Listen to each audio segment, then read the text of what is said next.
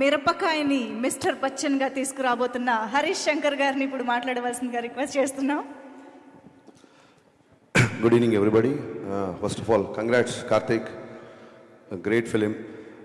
కారైక్కుడిలో shooting చేస్తున్నాం mister Bachchan. So same production company కాబట్టి అక్కడ స్పెషల్ షో అరేంజ్ చేశారు మాకు. ఈగల్ ఫస్ట్ హాఫ్ చూసి డీసెంట్గా ఉంది, బాగుంది అనుకున్నాను. సెకండ్ హాఫ్ చూసిన తర్వాత మైండ్ బ్లోయింగ్ అనిపించింది. Amazing film. అంటే ఇలాంటి పాయింట్ని ఇంత స్టైల్గా చెప్పడం అనేది మామూలు విషయం కాదు కార్తిక్. ఇదే కథ నాకు ఇచ్చి ఉంటే నేను ఇంత ఇంపాక్ట్గా తీసేవాడిని అయితే కాదనిపించింది నాకు సినిమా చూసినప్పుడు. Let me be honest with you. And cinema release ముందు అప్పటి నుంచి కూడా అన్నయ్య ముగ్గురు గురించి బాగా మాట్లాడుతున్నారు. మణిబాబు అనే అబ్బాయి డైలాగులు చాలా బాగా రాశాడు రా, అదిరిపోద్ది చూడు అని. మణిబాబు కంగ్రాచులేషన్స్, అప్పుడే మీరు సక్సెస్ఫుల్ రైట్ అనుకున్నాను. ఆ తర్వాత దేవ్ జాండ్, మీ పేరుని ప్రాక్టీస్ చేసినట్టు నా లైఫ్లో నేను చదువులు కూడా అంత ప్రాక్టీస్ చేయలే. చూడండి ఈయన పేర్లో ఇప్పుడు మనం ఎప్పుడైనా జై అంటాం చూసారా, అలాగే దేవ్ జాండ్ పేరులోనే మ్యూజిక్ ఉంది. ఇంకెవరి పేర్లో అంత మ్యూజిక్ లేదు. దేవ్ జాండ్ అంటేనే అది ఒక సౌండ్ వస్తుంది. ఎక్స్ట్రాడినరీ వర్క్ అండి. నేను పేరు చేసి మీరు తెలుగు రాదేమో, అనవసరంగా పొగిడితే వేస్ట్ అయిపోతామో అనుకున్నాను. మీరు తెలుగు మాట అయితే చాలా రిలీఫ్ అనిపించింది నాకు. ఎక్స్ట్రాడినరీగా చేశారు, super work and congratulations. Long way to go. Karthik గురించి స్పెషల్గా మాట్లాడాలి, ఎందుకంటే తను నీ గురించి మాట్లాడడానికి ఒక చిన్న సందర్భం ఉంది, చెప్తాను నీకు. ట్రిపుల్ మీడియా ఫ్యాక్టరీతో అండ్ నేను ఇప్పుడు మిస్టర్ బచ్చన్ చేస్తున్నాను. ధమాకాకి ఈగిల్కి అసలు సంబంధం లేదు, మీరు చూసుంటారు. అలాగే ఈగిల్కి మిస్టర్ బచ్చన్కి ఏమాత్రం సంబంధం ఉండదు. 3 డిఫరెంట్ వైవిధ్యమైన సినిమాలు మా రవేణికి అందించినందుకు మనస్ఫూర్తిగా నేను విశ్వప్రసాద్ గారికి కృతజ్ఞతలు చెప్పుకుంటున్నాను. అలాగే మా వివేక్ గారికి థ్యాంక్ యూ సార్. డెఫినెట్గా దేవుడు మెయిల్ చేస్తే, వెబ్సైట్లు అనుకూలిస్తే మనం కూడా హ్యాట్రిక్ కొడదాం. ఒక ట్వీట్, నాకు సినిమా చూసిన తర్వాత, అంటే మేము షూటింగ్లో ఉన్నాం కదా, సినిమా చూడలేదు, నైట్ సినిమా చూసాం. అందరిలాగే నేను కూడా సోషల్ మీడియాలో ఏంటి సినిమా అని చూస్తుంటే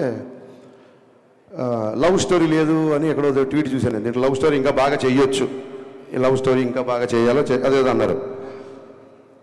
నాకు అనిపించింది, ఇప్పుడు ఏమన్నా టైటిల్ ఏమన్నా ప్రేమ పావురాలు అని పెట్టారా దీనికి? మన లవ్ స్టోరీ ఎక్స్పెక్ట్ చేయడానికి ప్రేమ పావురాలు, ప్రేమ పంజరం, ప్రేమాలు ఏమైనా పెట్టామా టైటిల్?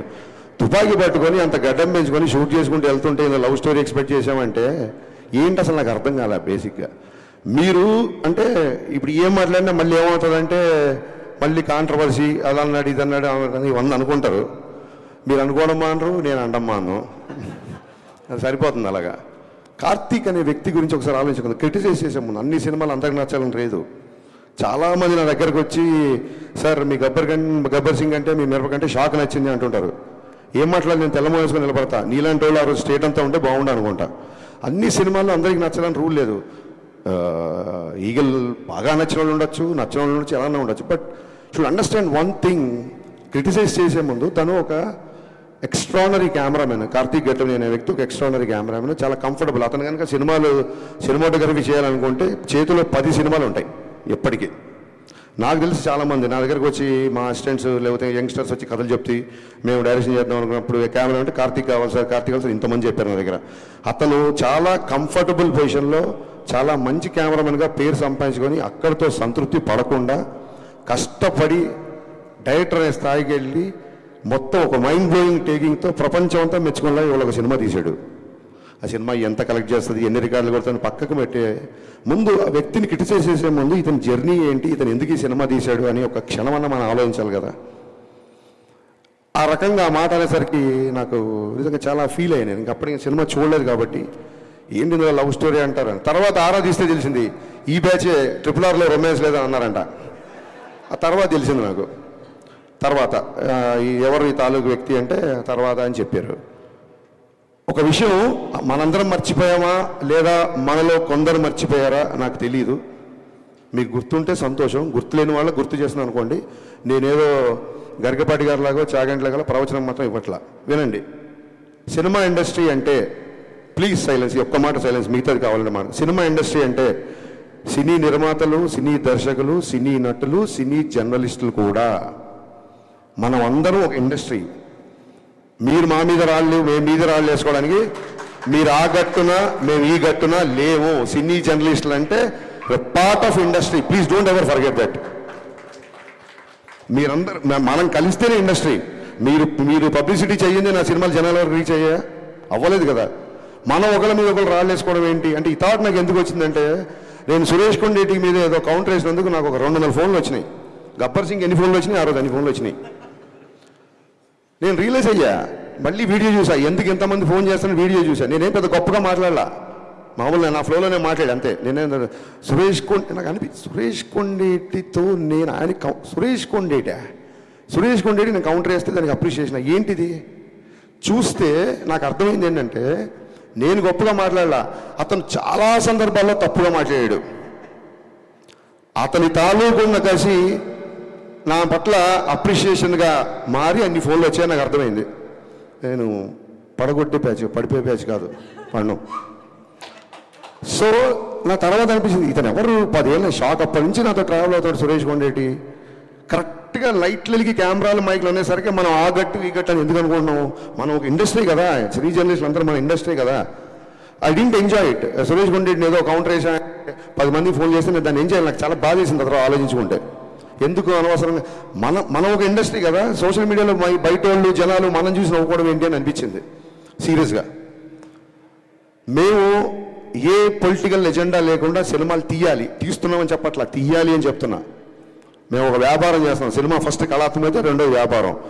నాకు రాజకీయ పద్ధతి పార్టీలు కూడా నా సినిమా చూడాలని కోరుకుంటా. అన్ని పార్టీల వాళ్ళు, కాంగ్రెస్ వాళ్ళు, టీఆర్ఎస్ వాళ్ళు, బీఆర్ఎస్ వాళ్ళు, బీజేపీ, వైసీపీ, నా సినిమా అందరూ చూడాలనుకుంటా. నేను ఒక వర్గాన్ని ఎందుకు దూరం చేసుకుంటా? నేను దూరం చేసుకునే ఆలోచన నాకు ఎందుకు ఉంటుంది? ఒకసారి నా ట్విట్టర్ హ్యాండిల్ చూడండి. పవన్ కళ్యాణ్ గారు క్లియర్గా చెప్పారు, your cinema director, stick to cinema. Janasena సంబంధించినవి కానీ, లేకపోతే ఇంకోటి సంబంధించినది కానీ, లేకపోతే నా పద్ధతిలో అన్నారు కానీ మీరు ఎవరు రియాక్ట్ అవ్వాల్సిన అవసరం లేదు.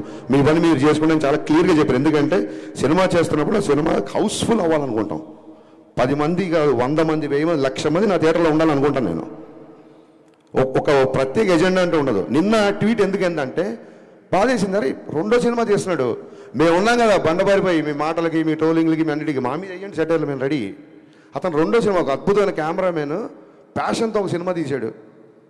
ఇలాంటి రేటింగ్లు, ఇలాంటి నెంబర్లు, ఇలాంటి కామెంట్స్ మీకు నచ్చలేదు వదిలేయండి.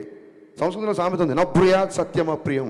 అవతల వ్యక్తికి నచ్చని ఒక సత్యాన్ని కూడా చెప్పొద్దని ఒక సామెత ఉంది. మన ఇండస్ట్రీ కదా, మన వ్యక్తి కదా, వాడికి ఏం మీరు ఆకాశం మీద పెట్టకర్లా. ఏమైపోయిందంటే ఒక చిన్న లైన్ మిస్ అవుతున్నాం. క్రిటిసిజంకి, ట్రోలింగ్కి తేడా తెలియకుండా పోతుంది. విమర్శ వేరు, ఎద్దేవా ఎగతాళి వేరు. ఎవరో సోషల్ మీడియాలో ఫ్రస్ట్రేటెడ్ యూతో, ఫన్ కోసం చేసే యూతో ట్రోల్ చేస్తారంటే అర్థం ఉంది. మన రివ్యూలు కూడా, మన మనుషులు కూడా ట్రోలింగ్ స్థాయికి దిగజారిపోతున్నారు. అక్కడ బాధ చేస్తుంది. క్రిటిసిజంకి ఎవరు అనరే, ఇక్కడ హరీష్ శంకర్ ఈ సీన్ దగ్గర పట్టు తప్పాడు, ఇక్కడ డైరెక్షన్ బాగాలేదు, ఈ సీన్ సరిగ్గా రాయలేదు. అద్భుతమైన క్రిటిసిజం కదా, క్రిటిసిజం చేయండి. ఎత్తేవా ఉన్న ఎగతాళి స్థాయికి వెళ్ళిపోతుంది, అక్కడ బాధ చేస్తుంది. ఇవన్నీ జరిగిన తర్వాత ఏమంటారంటే, మళ్ళీ మైకి తీసుకున్నాడు, మళ్ళీ గట్టిగా మాట్లాడంటారు. ఖచ్చితంగా గట్టిగా మాడతాను. 4 ఏళ్ళు అయింది, సినిమా లేట్ అవుతుందని చెప్పి ప్రొడ్యూసర్ ఇంట్లో కూర్చొని తెల్లార్ల వరకు మద్యం తాగాడు ఒక డైరెక్టర్. ఇతను పవన్ కళ్యాణ్తో బ్లాక్ బాస్టర్ తీసి ఎంతకుముందు ఇంకెవరు? ఇది మళ్ళీ ఆడికి ధైర్యం ఉండదు, మొత్తం రాసిన ధైర్యం ఉండదు. ఒక షాడో పెట్టి పెడతాడు, దమ్ముంటే నా ఫోటో వేసి హరీష్ శంకర్ తెల్లార్లు తాగాడని రాయి, దాని తర్వాత నేను కౌంటర్లు వేస్తాను. నువ్వు నాకు ఏమైనా ఐస్ వేసావా? నాకు పెగ్గు కలిపావా? ఎరా పెగ్గు పట్టరా అంటే నువ్వు పెగ్గు తీసుకొచ్చావా? ఏంట్రా నీ సోర్సు? పోనీ ధైర్యంగా ఫోటో వేసి రాయడు ఒక చిన్న shadow. How long we should take all this nonsense? I'm asking. ఇప్పుడు ఏమంటారు, ఇంకా మళ్ళీ మొదలు, రేపొద్దు నీ సినిమా కూడా వస్తుంది కదా, నీది కూడా చేస్తావు కదా.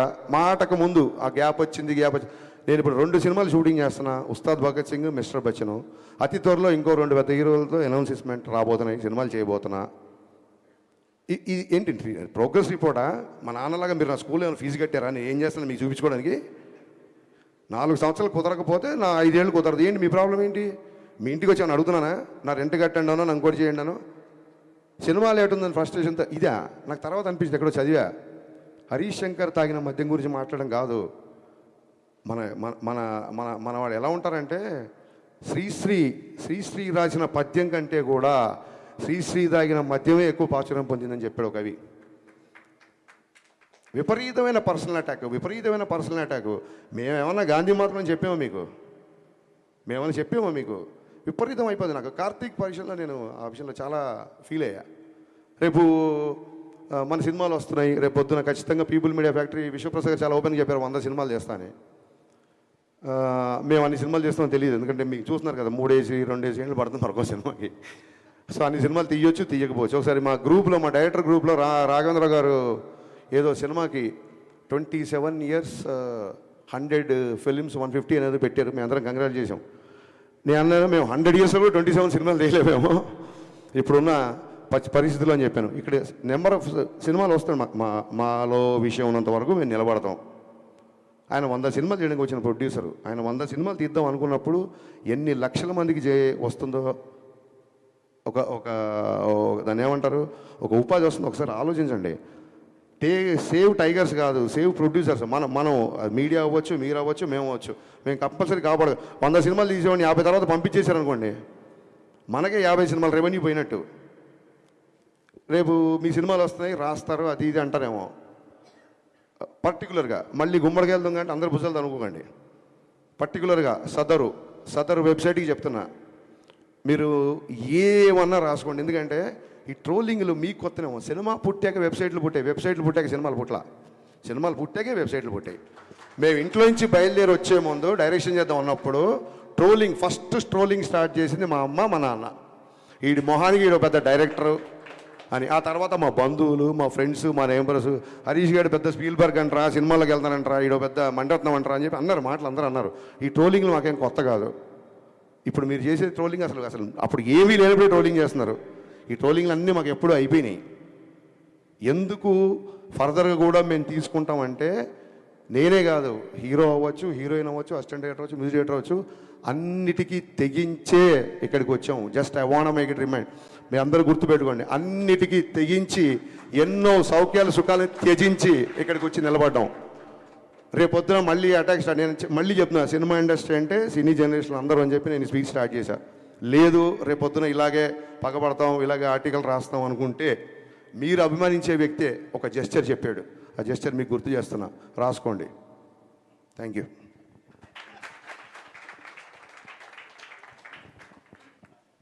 Okay, so thank you so much Harishankar గారు.